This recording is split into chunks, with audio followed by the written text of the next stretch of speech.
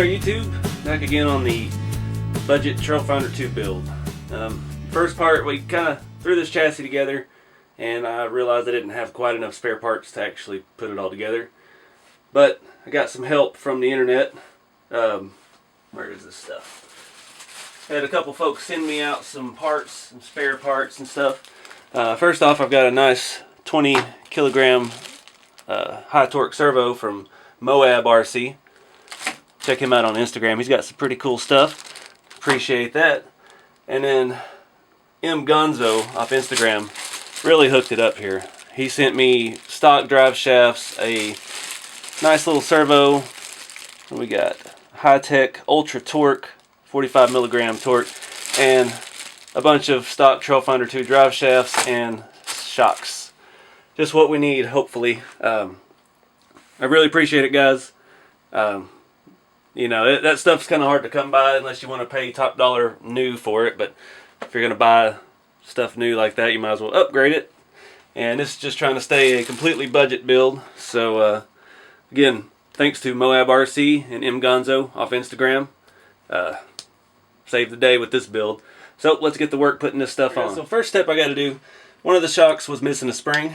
No biggie. I pulled the other one apart.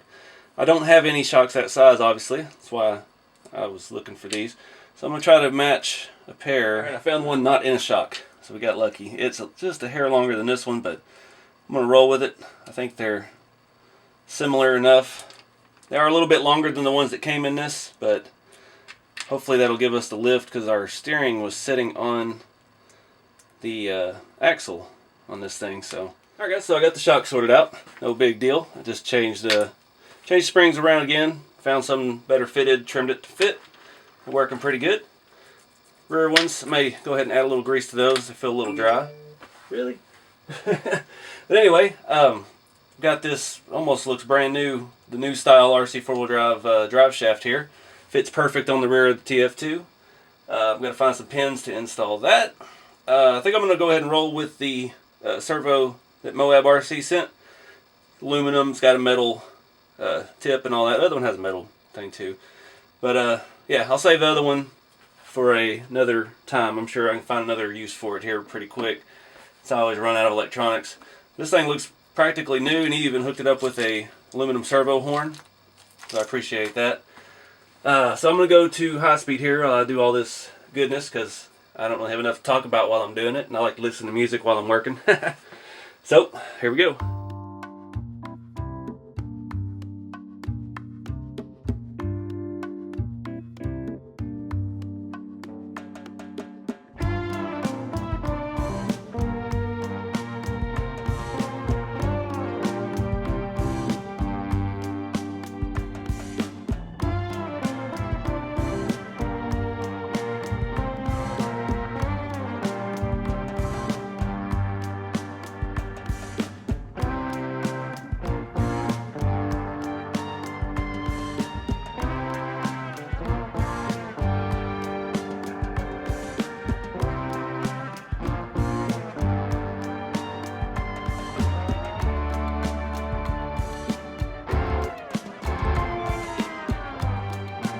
Alright guys, so got it all together, going full basic on this.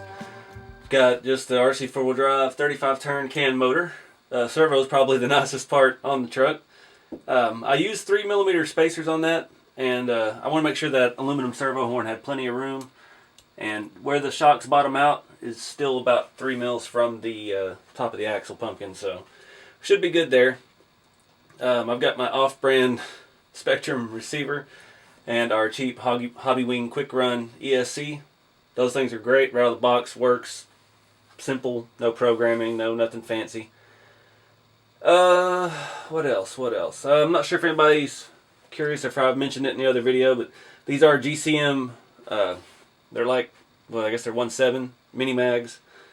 They are a very narrow offset, tuck under the fenders a little bit, give it a more scale look. Pretty much the basic truck. Like I said, the only part other than stock on here are the body mounts. These are some other, I think they're RC4wd drive for the F350 body. I just ran out, I lost all my plastic ones, or they stripped out. So that had those, so that's what I used. I'm not sure how it's going to perform. I haven't spent a lot of time driving stock TF2s. Yeah, it's got all scale hardware on it. I had to use some regular hardware up front because I didn't have any of the scale bolts long enough. But rear suspension, it's all stock Yoda 1 axles. So let's get this thing fired up here and see how it works. Alright guys, got everything on and working. Set my trims and everything. Had to get the instructions out for a minute.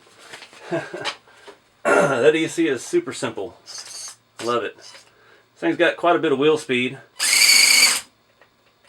Not so much in reverse, which is alright. So, yeah, let's throw the body on and take this thing out for a run. That body's been dying to get some more mud on it.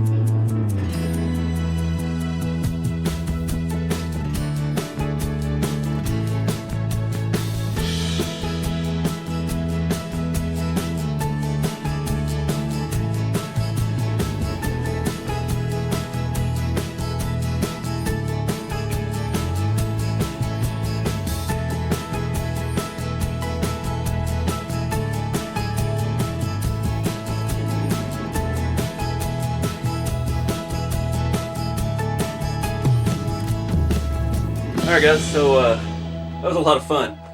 I had a lot of fun with just a pretty stock truck. I forgot to put scale wheel nuts on there. I think I've got some more of the old Toyota ones sitting around somewhere. I have to dig them out. And my driver did suffer a broken arm just from me picking him up improperly. I had my finger in the window and I heard crunch. It's like, oh no, I broke his arm off. But yeah, that's easy fix. This thing actually did really well. There was a few times it ended up on its roof, but that's part of the fun of it. I forgot I even had the lights set on it. Unplug all that. Everything works. I'm afraid that servo is a little too badass for me. When at full lock, oh, I had a rear shock brake. Huh, alright. We'll look at that here in a second. But anyway, the servo, it was full lock. I was bogging down in throttle, so I don't think I have enough juice with my 5,000 milliamp stick pack there. But it worked, and it was fun. So let's look at the shock. I think the end, these are pressed in, and that came unpressed. Huh. So I'll try to press that back in, get it on the bench, and apply some hammer. So you can see that there. Let me get you a little closer look. It could, well, it's not because the scale bolt, that all held, but yeah, it just came apart. You know, and this was secondhand stuff, and it was free, so I'm not complaining one bit. This side looks like, yeah, no, it's still holding up. That's the actual ball that it pivots on, and that's the point that attaches to the shock.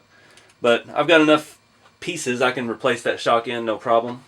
I'll probably do that here before I put the truck away. let me go ahead and turn it off. Just basic stuff. Had pretty good wheel speed for just a 35 turn can motor. It's like a $10 motor from RC4wd Drive. Nothing spectacular. But anyways, a big shout out again to Gonzo and to Moab RC for sending me out the parts and pieces, servos, helping me get this thing back running. I don't know what else I'm going to do with it. I got the leaf springs loosened up quite a bit. I'm thinking maybe, well, I only have 2 on the rear. I've got 2 on the front. The front seems pretty good. I'm getting a decent amount of flex out of it for a stock leaf spring truck. I don't know. We'll have to play with some shock setups and leaf setups and see if we can't soften this bad boy up a little bit more. I do have a set of the red leaf springs. I know one or the other, I can't remember if it was the front or the back, are supposed to be soft ones already. But I don't know. We'll see what comes of it. But again, appreciate it, guys. Thanks for sending me out the stuff. And I appreciate you guys for watching. And get out there and have some fun. You know, I get backed up and frustrated with all these scratch builds. It's fun to just do something like this.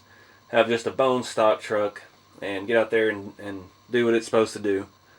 And, you know, it felt good. So get out there and keep it scale. And I'll see you all in the next video.